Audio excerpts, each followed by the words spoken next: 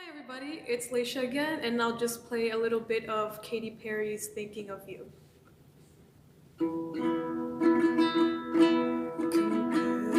Comparisons are easily done, and once you've had a taste of perfection, and like an apple hanging from a tree, you pick the ripest one, but still got the seed. You said, move on, where do I go? I guess second best is all I will know. But when I'm with him, I am thinking of you, thinking of you. What you would do if you were the one who was spending the night. Oh, I wish that I was looking into your eyes.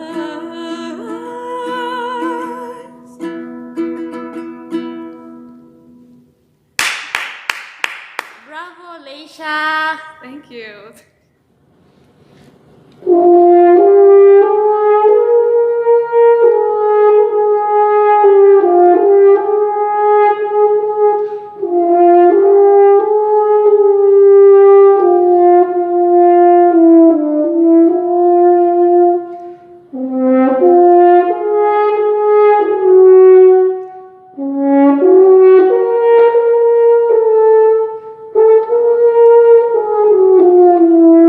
Hi, this is Sylvia Adome.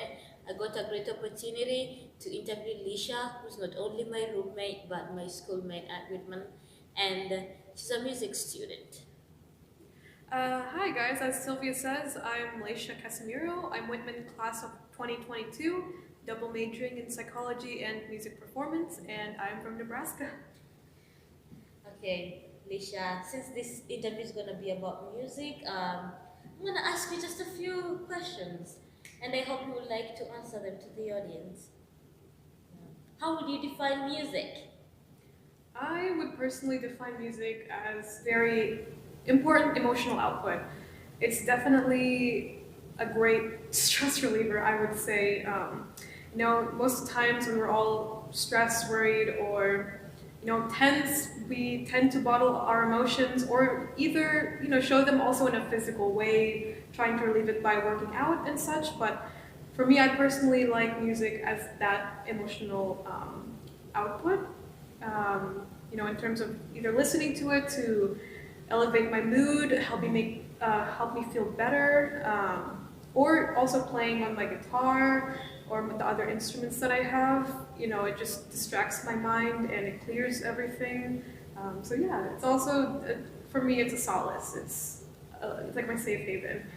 Yeah. That's me with theater, because I do theater here at Whitman College, and I don't know, it makes me happy, that place where you go into and then you feel safe as home and happy with from classes, math classes and econ classes. I do enjoy my econ major too. And then enter into this theater department at Hapajoy Theater and present shows or do rehearsals. I feel welcome. We have this tiny community that's so welcoming, and I appreciate that. And I don't know. It's an emotional support system to me too. That's good. Yeah. What type of instruments do you do? So I play the guitar just leisurely. Uh-huh. I play French horn for the Whitman Orchestra, and I sing for Whitman Chamber, as well as take voice lessons. And I participated in the opera workshop last year, which was a really great joy. And you sang in Italian. It was so amazing. I loved it, and I have a friend called Karen. She's Italian, and she came with me, and she said that you were marvelous, and I agree. Thank you. You have a reputation here at Whitman. Thanks. About your music, how did you start doing music? When did you start it? And what made you to decide to pursue music as a major? Oh yeah, okay. So when I was very young, my mom had me, sing for my family members as well as church. She had me sing a lot of Christian music. So I grew up doing that. I never actually formally had vocal training until I came to Whitman. So it's a very, opportune time for me being here and able to explore that part. And then I started playing French horn around sixth grade. That's when we, were able to start doing band. So yeah, I play the French horn also as a tribute to one of, the people that we became close to coming here in the United States. Your neighbor? Mhm. His name was Harry McNeese, and he was a very influential music director in at my old high school. Yeah, he was so influential that our auditorium is named after him. And so me playing French horn was, sort of a way to, sort of give back in a sense. Continue with his legacy. Yeah, sort of like that. Yeah. It's really good, honestly. Like someone changed your life, like someone led you to the path of French horn. Like, and you also talked about conducting. You said that you took classes a while ago about conducting. Would you like to talk about that? Yeah, for sure. So last year I took a conducting class with Professor Kennedy, and it's really opened my eyes to, just the immense difficulty that music can actually be. That's why it's sort of sad when, I hear people say, oh, you're majoring in music, it must be fun, you get to do what you love.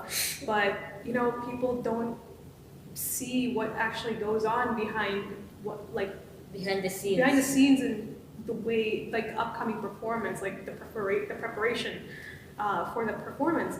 Yeah, so conducting class has taught me a lot in terms of exactly how knowledgeable you just have to be of the music, of the reason and the intent behind why the composer created that music. And also, it teaches you leadership skills because you have to obviously lead the ensemble.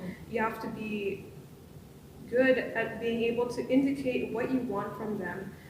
So yeah, it's been a really difficult but really enjoyable experience at the same time. And yeah, so this semester also I'm taking a music history class.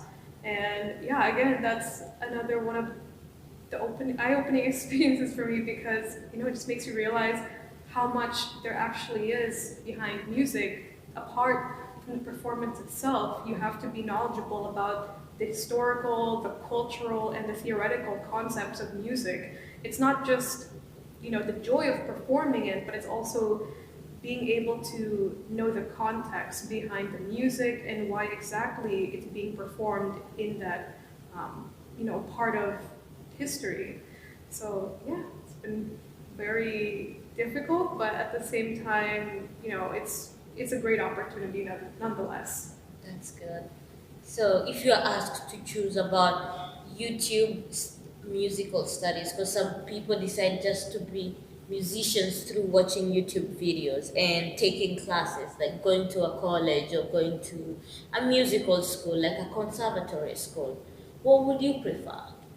Well, YouTube is definitely a great place to learn if you just want to start on your own, and it's really great that you can have any opportunity to be able to learn anything off of there. But I personally would rather learn through school because it's a lot more challenging and it helps me personally grow better as a musician. And you also have that hands-on training, the one-on-one between you and the professor, and it just really helps you grow better as a musician. Would you like to share your journey for music since you started it from a young age until now? Yeah, sure. So, as I mentioned earlier, I started mostly singing because my mom was pretty influential with that. Um, I recall a time where I was at school and there were these ladies at the cafeteria who worked there and offered me a piece of chocolate if I sang to them. And obviously I love chocolate, so I didn't pass that up. And even though I was a shy girl, I said, yes, I'll sing for you. Yeah, but then moving from the Philippines to the United States, it's been more of an opportunity for me to explore music more seriously. yeah, I started singing and also playing a few, like the French horn, a little bit of a few instruments through middle school. And so I've been singing in the choir and playing for my band in throughout high school. And then, yeah, that all led up to Whitman, and it's been a joy, being able to explore more of music because I didn't have as much of an opportunity in high school as I did now because we didn't have, the academic side of music. It's always just been playing as an ensemble.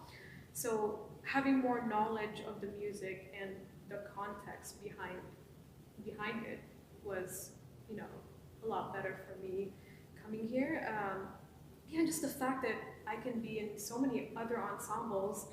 Sometimes it's hard to say no, because we're all stressing academically here, but yeah, so it's been great being in different ensembles, and I've definitely grown a lot more as a musician just this past year because of how challenging the things that I've learned through music have been.